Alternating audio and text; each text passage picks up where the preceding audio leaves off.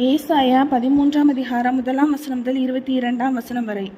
ஆமோத்சின் குமாரனாகிய ஏசாயா பாபிலோன் மேல் வர கண்ட பாரம்.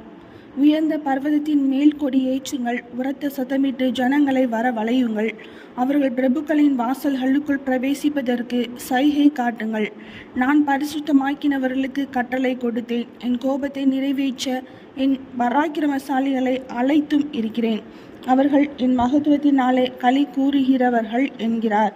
திரளான ஜனங்களின் சத்தத்துக்கு ஒத்த வெகு கூட்டத்தின் இரைச்சலும், கூட்டப்பட்ட ஜாதிகளுடைய ராஜ்யங்களின் அமளியான இரைச்சலும் மலைகளில் கேட்கப்படுகிறது. சேனைகளின் கர்த்தர் யுத்த இராணுவத்தை இலக்கம் பார்க்கிறார். கர்த்தர் வருகிறார். அவருடைய கோபத்தின் ஆயுதங்களும் தேசத்தை எல்லாம் அழிக்க வானம் கவிழ்ந்த கடையாந்தர தேசத்திலிருந்து வருகிறது. அலறுங்கள், கர்த்தரின் நாள் சமீபமாய் இருக்கிறது. அது சர்வ வல்லவரிடத்திலிருந்து மகா சங்காரமாய் வரும். ஆதலால் எல்லா கைகளும் நெகிழ்ந்து எல்லா மனுஷரின் இருதயமும் கரைந்து போம். அவர்கள் திகில் அடைவார்கள். வேதனைகளும் பாதைகளும் அவர்களை பிடிக்கும். பிள்ளை பெறுகிறவளை போல வேதனைப்படுவார்கள். ஒருவரை ஒருவர் பிரமித்து பார்ப்பார்கள். அவர்கள் முகங்கள் நெருப்பான முகங்களாய் இருக்கும். இதோ, தேசத்தை பாழாக்கி அதன் பாவிகளை அதிலிருந்து அழிப்பதற்காக கர்த்தருடைய நாள் கடூரமும் மூர்க்கமும் உக்கிர கோபமுமாய் வருகிறது. வானத்தின் நட்சத்திரங்களும் ராசிகளும் ஒளி கொடாதிருக்கும். சூரியன் உதிக்கையில் இருண்டு போம். சந்திரன் ஒளி கொடாதிருக்கும். பாவத்தி நிமித்தம் உலகத்தையும் அக்கிரமத்தி நிமித்தம் துன்மார்க்கரையும் நான் தண்டித்து அகங்காரனின் பெருமையை ஒளிய பண்ணி கொடியரின் இடும்பை தாழ்த்துவேன்.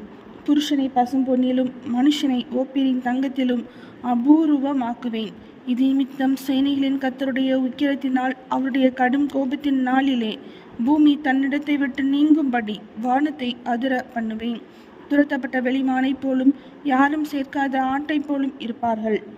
அவரவர் தங்கள் ஜனத்தண்டைக்கு போக முகத்தை திருப்பி அவரவர் தங்கள் தேசத்துக்கு ஓடி போவார்கள். அகப்பட்டவன் எவனும் குத்துண்டு அவர்களை சேர்ந்திருந்தவன் எவனும் பட்டயத்தால் விழுவான். அவர்கள் குழந்தைகள் அவர்கள் கண்களுக்கு முன்பாக மோதி அடிக்கப்படும். அவர்கள் வீடுகள் கொள்ளையிடப்படும். அவர்கள் மனைவிகள் அவமானப்படுவார்கள். இதோ, நான் அவர்களுக்கு விரோதமாய் மேதியரை எழுப்புவேன். அவர்கள் வெள்ளியை மதியாமலும் பொன்னின் மேல் பிரியப்படாமலும் வில்லுகளால் இளைஞரை சிதைத்து விடுவார்கள். கர்ப்ப கனியின் மேல் அவர்கள் இறங்குவதில்லை. அவர்கள் கண் பிள்ளைகளை தப்ப விடுவதும் இல்லை. ராஜ்யங்களுக்குள் அலங்காரமும் கல்தேயருடைய பிரதான மகிமையும் ஆகிய பாபிலோனானது தேவனால் சோதமும் குமராவும் கவிழ்க்கப்பட்டது போல கவிழ்க்கப்படும். இனி ஒருபோதும் அதில் ஒருவரும் குடியேறுவதுமில்லை.